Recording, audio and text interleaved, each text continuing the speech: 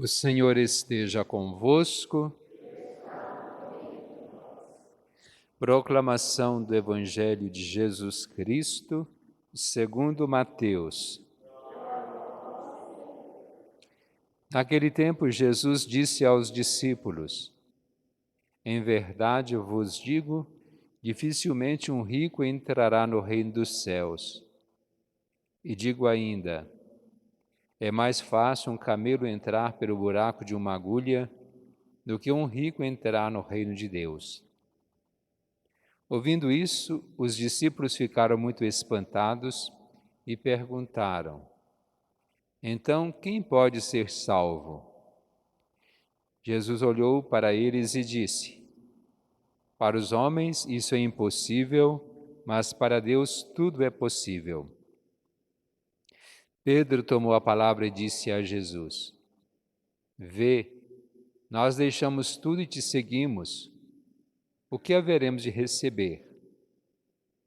Jesus respondeu: Em verdade vos digo, quando o mundo for renovado e o Filho do Homem se sentar no trono de sua glória, também vós que me seguistes, havereis de sentar-vos em 12 tronos para julgar as 12 tribos de Israel. E todo aquele que tiver deixado casas, irmãos, irmãs, pai, mãe, filhos, campos, por causa do meu nome, receberá 100 vezes mais e terá como herança a vida eterna. Muitos que agora são os primeiros serão os últimos, e muitos que agora são os últimos serão os primeiros. Palavra da salvação.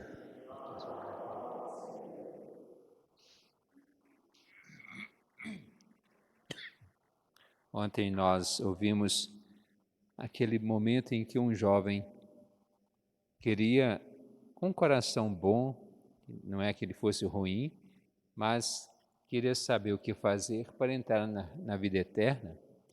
Jesus primeiro mandou observar os mandamentos, ele disse que observava desde criança. Jesus disse para ele vender tudo o que tem, distribuir aos pobres e voltar para o seguir. Ele saiu, cabeça baixa, triste, porque era possuidor de grandes riquezas. E aí nós vemos que há esse apego tão grande às riquezas, que Jesus disse: é mais fácil um camelo passar pelo fundo de uma agulha do que o rico entrar no reino de Deus. Isso demonstra que o apego às coisas não faz com que a gente consiga entrar no reino de Deus. Jesus certamente usa muitas parábolas para nos explicar que isso é praticamente impossível, como o pensar dos homens. Aqui pode, camelo e agulha, há algumas interpretações diferentes do que nós entendemos hoje. Podemos ter 3 opções. Uma, camelo, que a gente conhece, pelo menos por figuras, seja televisão, filme ou mesmo impresso, um animal grande. Agulha, todo mundo sabe que é uma peça de metal para costurar. Mas também eram conhecidas como agulhas, umas portas que tinham nas muralhas das cidades. É que a porta pequena, onde só passava gente. E um camelo não passava, né? Porque o camelo é muito maior que a gente, então ele não passava. E também era conhecido como camelo, as cordas grossas, tipo assim que usa nas embarcações, então ela não passa no buraquinho de uma agulha.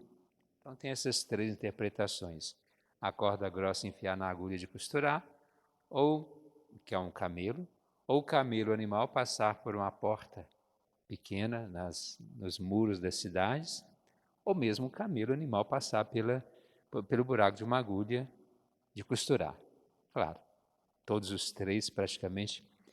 Para nós é impossível, mas que Jesus fala, para Deus não é. Agora, não quer dizer, Jesus, que o rico não entrará no reino de Deus.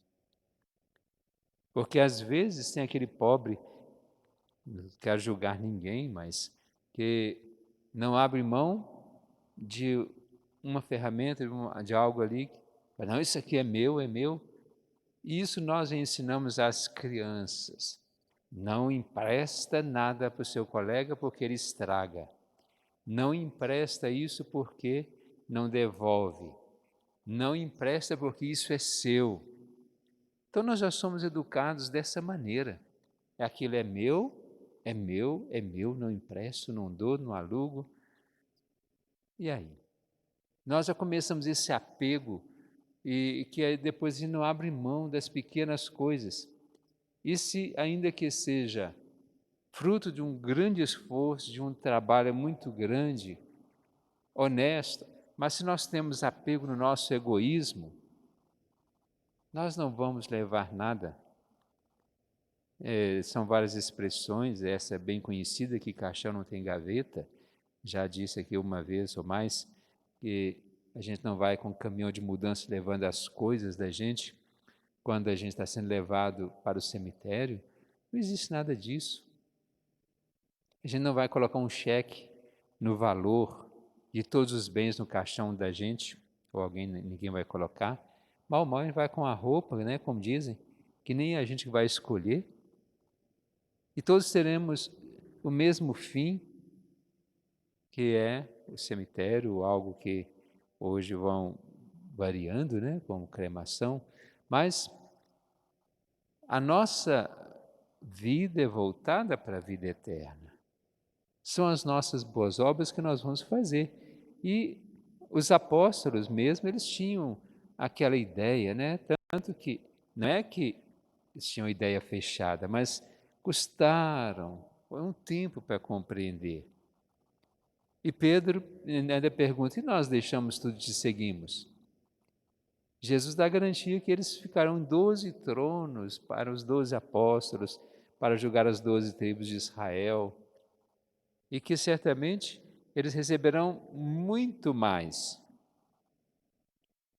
Jesus até usa uma expressão que, para vocês que deixaram casa, campos, pai, mãe, mulher, filhos, receberão 100 vezes mais. É claro que também um sentido figurado, porque o que conclui aqui, e terá como herança a vida eterna.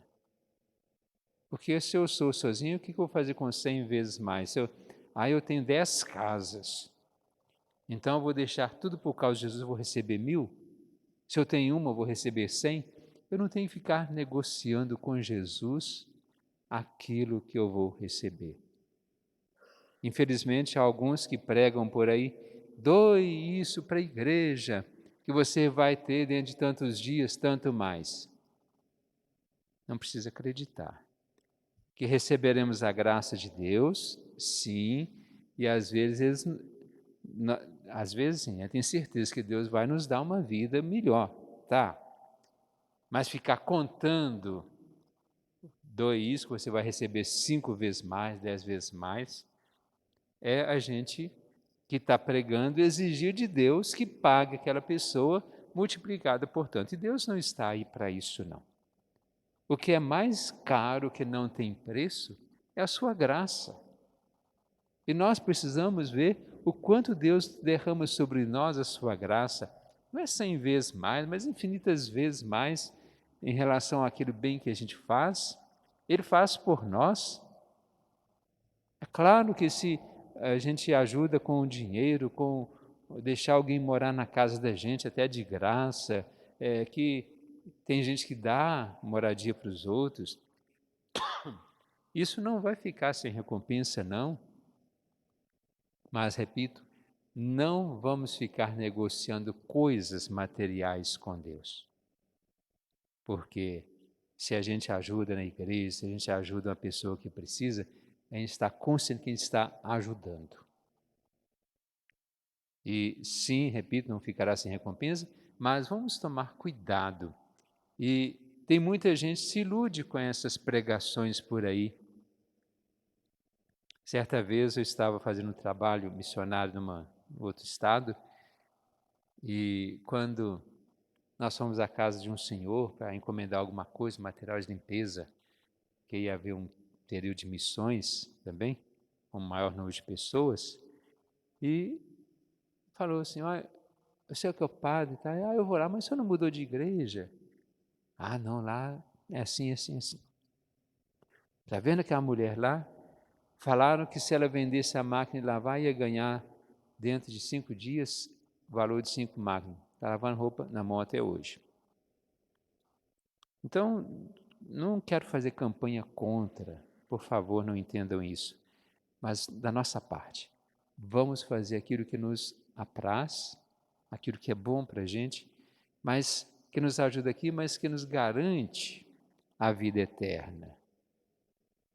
Porque senão nós perdemos a vida eterna pela nossa luta apenas pelos bens materiais e depois nós vamos perdê-los, às vezes deixando para filhos brigar, para sobrinhos, para amigos, ou ficar aí para instituições, para governo, e aquilo que nós trabalhamos uma vida inteira. Não, eu tenho que garantir meu futuro. Que futuro que é o seu? Será que você acha que você vai viver 1000 anos aqui? Para que acumular bilhões? Acho que aqui não tem ninguém com esse valor, né? Mas milhões também não. Mas para que juntar isso se a nossa vida não passa de 500 anos, não passa de 400, de 100? Às vezes um outro passa até de 100, mas o que nós juntamos é para milhares de anos às vezes. Nós, vamos dizer, os ricos, né? Para que isso? Que a gente possa estar com o suficiente. É claro que nós não podemos confundir conforto com luxo.